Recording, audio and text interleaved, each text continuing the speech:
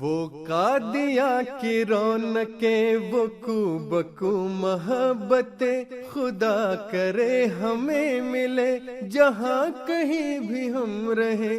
وہ قادیاں کی رونقیں، وہ وقت تھا وقت مسیحا، نہ کسی اور کا وقت۔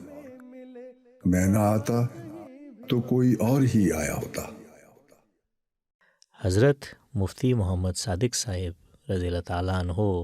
ایک روایت بیان فرماتے ہیں، کہتے ہیں اس بات کا ذکر آیا کہ جو شخص جماعت کے اندر رکوع میں آ کر شامل ہوا اس کی رکعت ہوتی ہے یا نہیں، تو حضرت اقدس مسیح موعود علیہ الصلوۃ والسلام نے دوسرے مولویوں کی رائے دریافت کی۔ مختلف اسلامی فرقوں کے مذاہب اس امر کے متعلق بیان کیے گئے۔ آخر حضور علیہ الصلوۃ والسلام نے فیصلہ دیا اور فرمایا کہ ہمارا مذہب تو یہی ہے کہ آدمی امام کے پیچھے ہو یا منفرد ہو، ہر حالت میں اس کو چاہیے کہ سورہ فاتحہ پڑھے، مگر ٹھہر ٹھہر کر پڑھے تاکہ مقتدی سن بھی لے اور اپنا پڑھ بھی لے، یا ہر آیت کے بعد امام اتنا ٹھہر جائے کہ مقتدی بھی اس آیت کو پڑھ لے۔ بہرحال مقتدی کو یہ موقع دینا چاہیے کہ وہ سن بھی لے اور اپنا پڑھ بھی لے۔ سورہ فاتحہ کا پڑھنا ضروری ہے کیونکہ وہ ام الکتاب ہے، لیکن جو شخص باوجود اپنی کوشش کے جو نماز میں ملنے کے لیے کرتا ہے،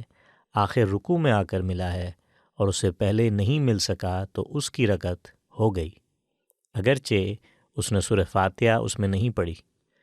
کیونکہ حدیث شریف میں آیا ہے کہ جس نے رکوع کو پا لیا اس کی رکعت ہو گئی۔ فرمایا مسائل دو طبقات کے ہوتے ہیں، ایک جگہ تو حضرت رسول کریم صلی اللہ علیہ وسلم نے فرمایا اور تاکید کی نماز میں سورہ فاتحہ ضرور پڑھیں، وہ ام الکتاب ہے اور اصل نماز وہی ہے،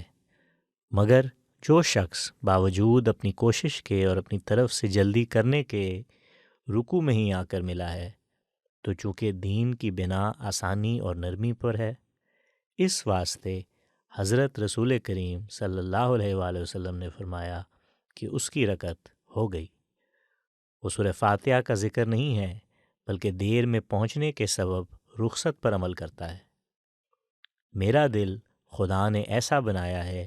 کہ ناجائز کام میں مجھے قبض ہو جاتی ہے اور میرا جی نہیں چاہتا کہ میں اسے کروں، اور یہ صاف ہے کہ جب نماز میں ایک آدمی نے 3 حصوں کو پورا پا لیا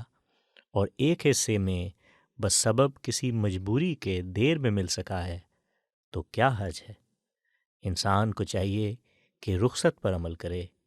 ہاں، جو شخص عمدن سستی کرتا ہے اور جماعت میں شامل ہونے میں دیر کرتا ہے تو اس کی نماز ہی فاسد ہے۔